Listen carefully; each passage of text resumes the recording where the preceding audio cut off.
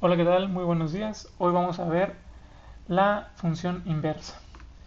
Bueno, dada una función f, ¿cómo es f inversa? ¿Sí? F inversa es una relación definida a partir de f, ¿no? La primera pregunta que le podemos hacer es si la inversa de f es función. La segunda es si es continuo. Y la tercera es si f es derivable en b, ¿no? Todo esto en vías de ver el comportamiento de la inversa de f en cálculo diferencial integral, ¿no? Bueno, la primera pregunta, eh, ¿cómo tiene que ser f para poder garantizar que la inversa de f sea función, ¿no? Pues esto se responde con el primer teorema. La inversa de f es función si f es inyectiva, ¿no? No siempre la inversa de f va a ser función, la inversa de f es una relación, ¿no? Pero si le pedimos que f sea inyectiva, esta, la primera propiedad, la inversa de f va a ser función.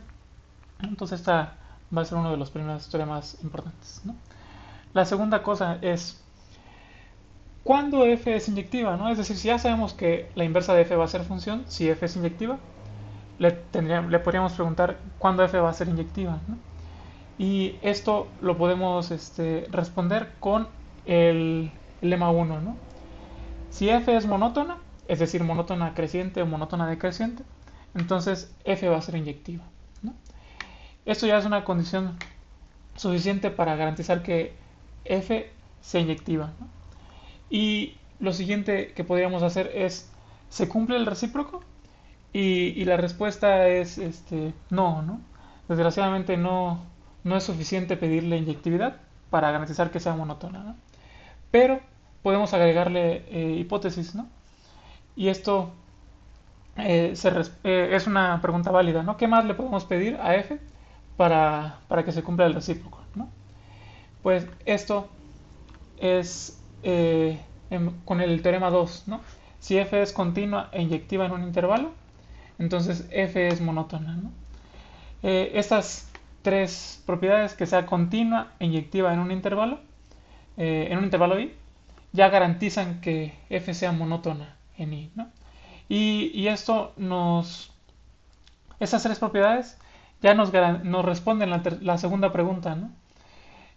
Si f es continua inyectiva en un intervalo i, es decir, estas mismas tres propiedades, ya son condiciones suficientes para decir que f inversa es continua en i, ¿no? Es decir, esto ya, el teorema 3 responde la pregunta 2, ¿no? Este va a ser el segundo de los teoremas como más importantes de la sección de función inversa. Y ahora, f inversa es derivable en b. ¿Cuándo, no? ¿Cuándo f inversa es derivable en b, ¿no? Será suficiente pedir, además de las tres propiedades anteriores, que, eh, que la derivada bueno, que f sea derivable en la inversa de b, es decir, que esto exista. Pues esto desgraciadamente no es suficiente, ¿no? Y eso se ve con el teorema 4, ¿sí? Que dice que si f es continua e inyectiva en un intervalo i y f es derivable en f inversa de b, pero evaluar f inversa de b en la derivada de f nos resulta que da 0, esto ya es suficiente para decir que f inversa no es derivable en b, ¿no? Y esto, el teorema 4 ya garantiza también el teorema 5. Bueno, el teorema 5 se prueba con ayuda del teorema 4, ¿no? Y el teorema 5 ya nos dice que si f es función que es continua e inyectiva y en un intervalo i, que aparte cumple que f sea derivable en la imagen inversa de f de b, con, con la propiedad de que la derivada de f no se anula en f inversa de b, entonces f inversa ya es derivable en b y la fórmula de la derivada de f inversa en b está dada por 1 entre la derivada de f evaluada en f inversa de b. Sí, esto ya es la fórmula que nos da la derivada de f inversa usando la derivada de f, ¿no? Va a ser el tercer teorema como más importante de esta sección, ¿no?